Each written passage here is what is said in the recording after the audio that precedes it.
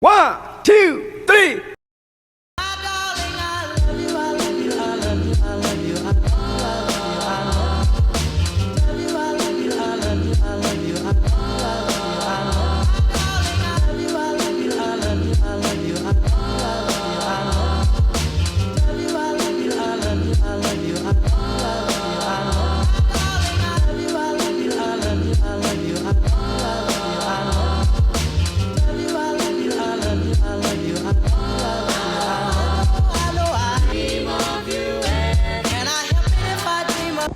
So Daniel just had me have this chick now going to teach me how to surf before we go paramotoring because the winds are a little high right now.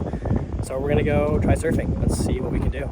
It's going to be really interesting. First time. I've always wanted to do it, and this is going to be legit as hell. Sorry guys, I don't have my mic on my helmet, so I'm going to have to narrate a lot of this, but this is the paramotor that I'm going to be using. Right hand throttle with a throttle I've never used, so this will be interesting, to say the least. Let's see what we can do.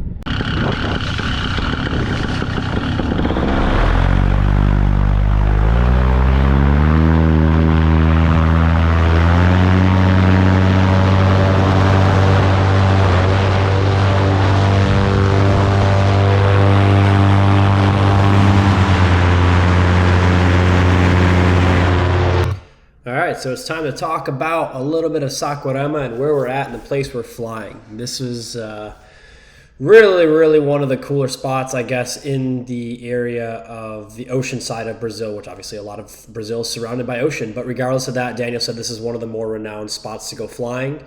You'll see whales, you'll see orcas, you'll see sharks, you'll see everything out here. You'll see the waves. They hosted massive surfing competition out here. Regardless, I just wanted to, unfortunately, I don't have the mic set up, as you guys can see.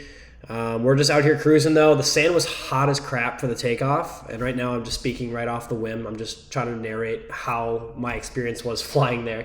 We were up in the air for probably about an hour and a half, 2 hours, maybe covered about 40 miles. Winds were coming out of, I guess that would be considered the east, actually, because the sun sets in the west and rises in the east, and since this was awkward in terms of how the beachfront is, the sun would be setting directly in front of me where we're looking at towards the mountain over there. So nonetheless, incredible place to fly. Wind coming out of my back right now, and there's an old church that you guys can see right in front of me. That is from 1662, so it's been around for quite a long time. Everything out here was just super old, but super well taken care of. The water was warm, at least to me. Everyone else was saying it was cold. But I really wanted to just go up and explore and see what everything was in terms of the views, what the air felt like here, you know, just everything, and how these guys flew, and just have an overall good experience. Note I just got done with an incredibly long hike, and I was exhausted. So I'm just happy to be sitting in a chair and being able to chill. So let's see some more sights. So right here, I just wanted to give you guys kind of a little bit of a viewpoint of the church itself as we're going to be coming down close to it. I'm still getting kind of used to and familiarized with this right-hand throttle, especially with the way that the actual trigger is. I mean, it wasn't the end of the world. Right there, I'm tightening it up, realizing, oh shit, this needs to be screwed all the way, and if not, that pulls off that little face plate. So you can see the church right there to the left, and the wind and just the air, the way it was feeling was just perfect. Linear, smooth, very little turbulence. I mean, a couple of spots when you went over land, but obviously over the beach, it was just beautiful, absolutely beautiful. As we're flying past the church right here, I just wanted to give you guys kind of a close-up reference of what it looked like. I would have loved to do a touch and go here, but honestly, I don't want to touch anything that's not native to me, knowing what I'm allowed to and what I'm not allowed to touch. So better my discretion to not touch it, but look at how incredible that is. That is so freaking beautiful. So after here, I think I climb up to like 3,000, 4,000 feet, and we're going to go do a little bit of sightseeing up top. I wanted to head out over to the mountains, but I saw all of them flying nowhere near that, and I'm like, it's a little bumpy, and I'm just going to kind of just play it safe and just enjoy that Daniel was kind enough to allow me to come out there, make some content with him, and do some flying. So the water is just crystal clear. The air was super warm. The sun felt hot, but like not like a hot. Like it was like a cool hot. And I was just not even caring. I was just enjoying and taking it all in. So look at that church, though. That is so freaking cool. So this is a place called Sakurama. It's obviously been around for quite a long time.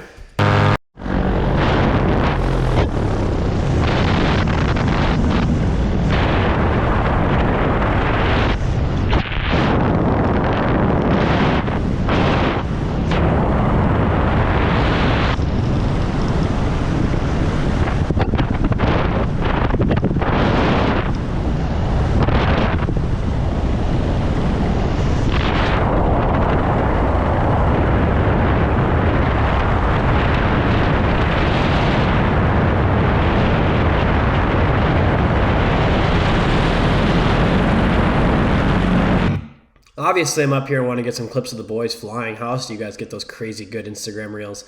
This is just one hell of a time up here, man. I couldn't get enough of this whole experience.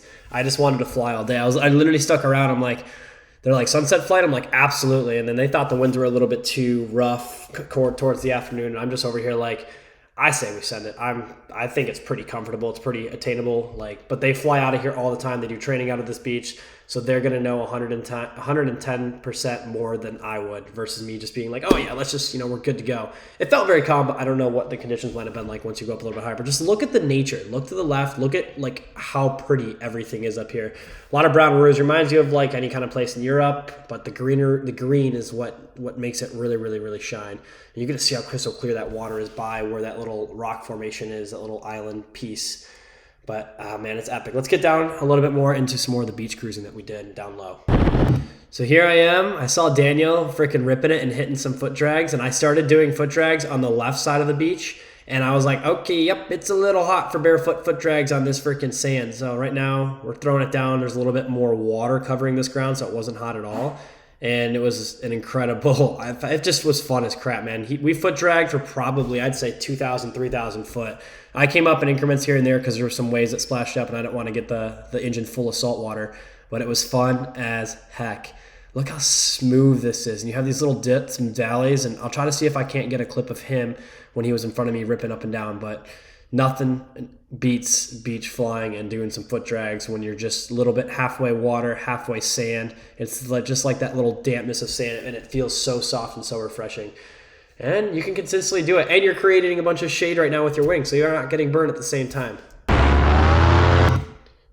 So obviously we're all squatted up right here. There's 4 of us total in flight. We're just cruising on the beach. We're going into the wind right now, and you got about a 10-mile-an-hour headwind. So we all had some pretty good wings that were capable of penetrating the wind without many issues at all.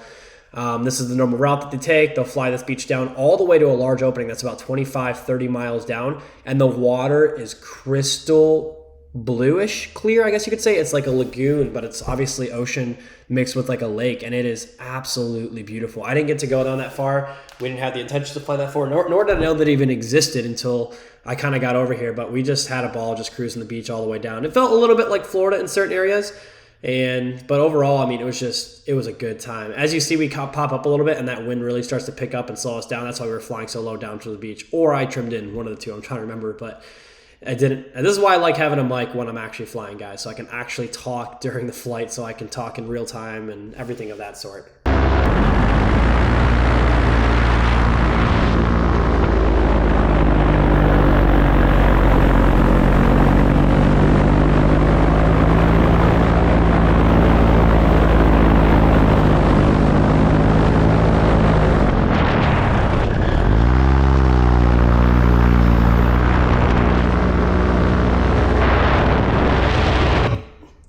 We had to get a clip of going flying over the salt area. These little salt reservoirs, what Danny was telling me, is where they keep and store a lot of salt for stuff that they build, batteries, everything that requires salt. So it's kind of cool. It was very-ish turbulent, kind of, sort of, not really. It just depended on the area that we were in and how much water was actually sitting inside that little basin. But it was super cool, and Daniel was following me and getting some rad clips. And it was just cool, just out in the middle of nowhere, little huts here and there, and different colorations of different salt water due to like different temperatures and different additives that were added to the water to go ahead and like keep it chilling. I don't really know the specifics of it. Daniel was trying to explain it to me the best he could. Obviously, he speaks Portuguese and he speaks English, but very, very, just a little bit of English. Not every single word he can translate. So, but it was super cool. Look, I mean, it's just sick. And he's following me and getting the cool views. And rest in peace to those blue Oakleys. I've had those for 10 years, and I lost those on the beach. So if anyone in Sakurama finds those glasses, as you guys can see, it gets a little turbulent right there. I'd love to have them back, but at the end of the day, it is what it is. Those things have been on some insane adventures, as this was an incredible trip right here, and this was just a hell of an experience. Thankfully, I was able to fly a Parajet, and I had the 185, so I was right at home in the captain's chair with what I was comfortable with. And we're on our way, headed back to go haul ass with the wind for a beautiful landing back at the beach.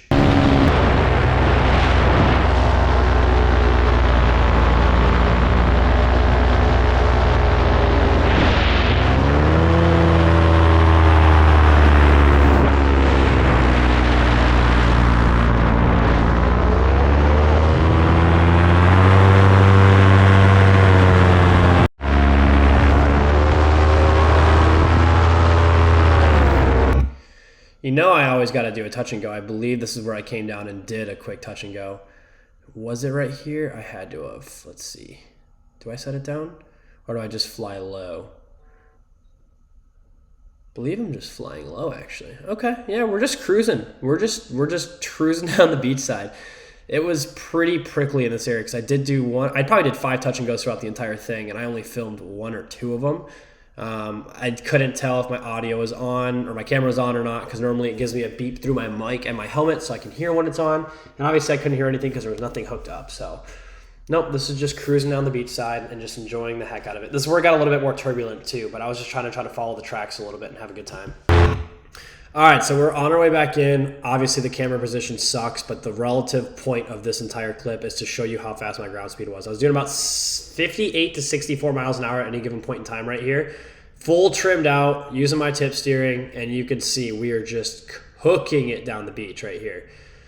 Right here is probably like 48, 50 miles an hour, but there was a point in time where I went out over the water, and I have the clip that I posted on Instagram, and it looked insane. Like right here was crazy. Like you could feel the wind. It's trying to drop me, and I'm just leveling the throttle and just using it to my advantage and just trying to keep it as steady as I could. So this is what kind of, in my eyes, is like great training. Why do I choose to do it in Brazil while on vacation and try not to get hurt in another country? I don't know, but this is what I consider great speed training, I guess. You get comfortable being low to the ground. You're flying with the wind as fast as you possibly can, fully trimmed out, just using your tip steering and getting, acquainted with all this stuff. That's what makes you a good pilot.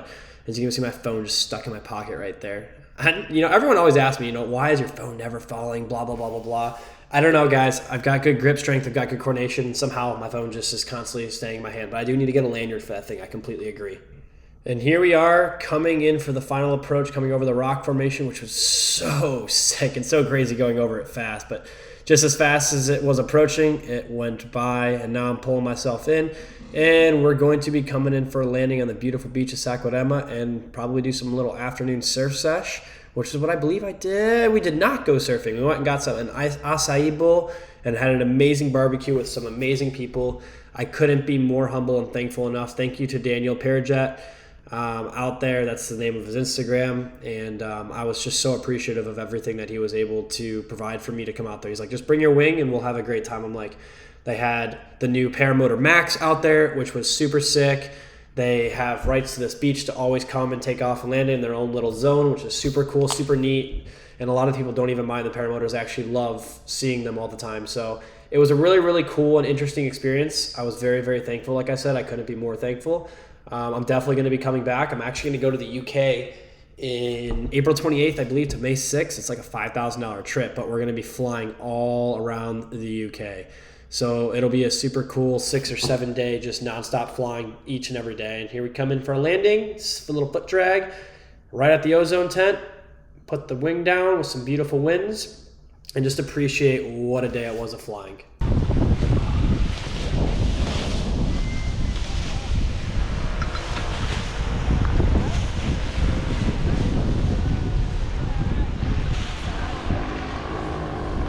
What a freaking experience, man.